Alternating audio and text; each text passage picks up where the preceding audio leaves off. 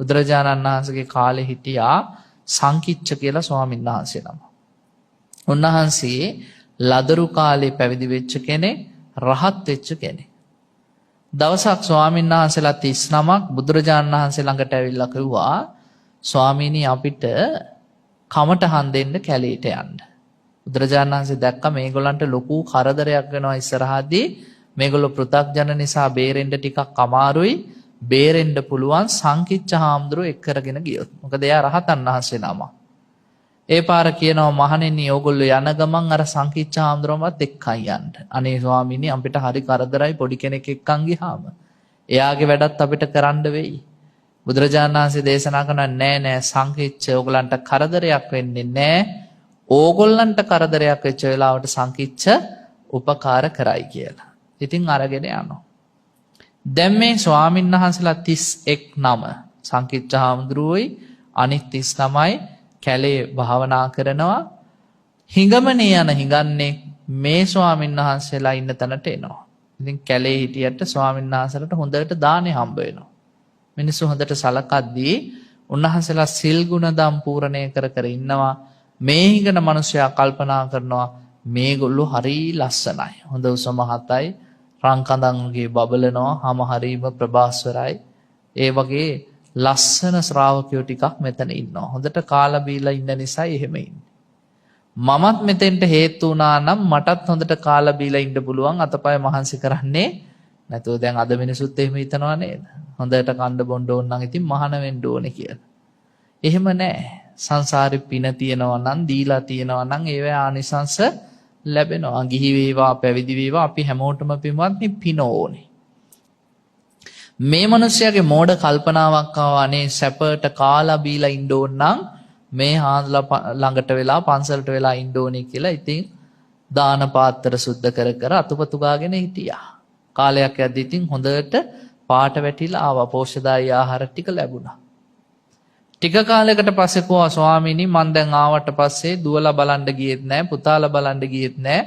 මගේ බාල දියණිය ඉන්නවා මේ කිට්ටුව මං ගිහිල්ලා බලලා එන්න. හා හොඳයි කිව්වා. හොඳයි කියලා යද්දි පින්වත්නි මගදී හොරු කණ්ඩායමක් නිදානයක් ගන්න ඉන්නවා. බිල්ලක් හොය ඉන්නවා. මේ මිනිස්සයව අහුවෙනවා.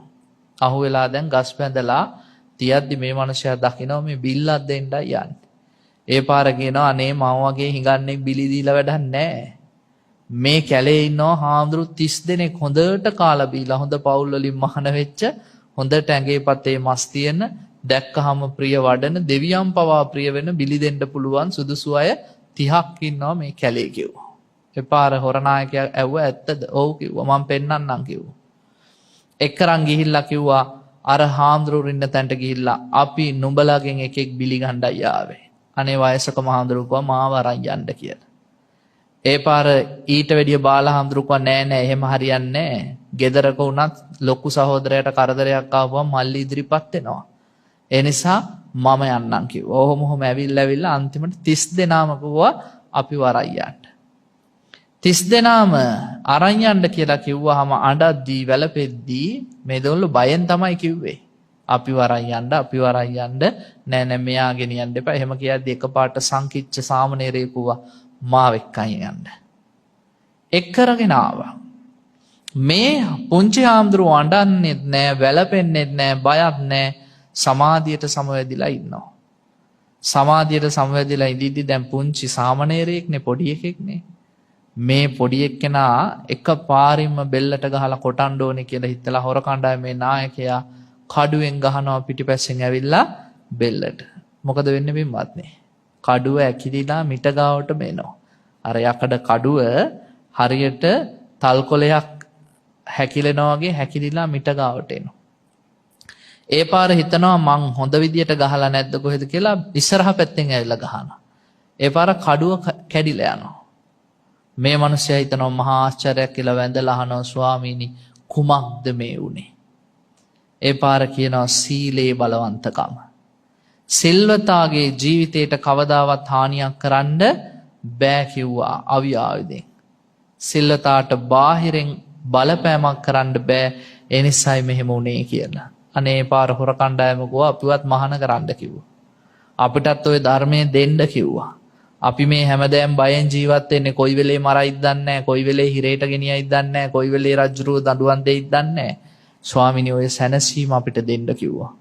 මරණයටවත් බය නැති ජීවිතයක් අපිට දෙන්න කිව්වහම සංකිට්ඨහඳුර හොරු ටික මහාන කරගෙන බුදුරජාණන් වහන්සේ ළඟට ගියා.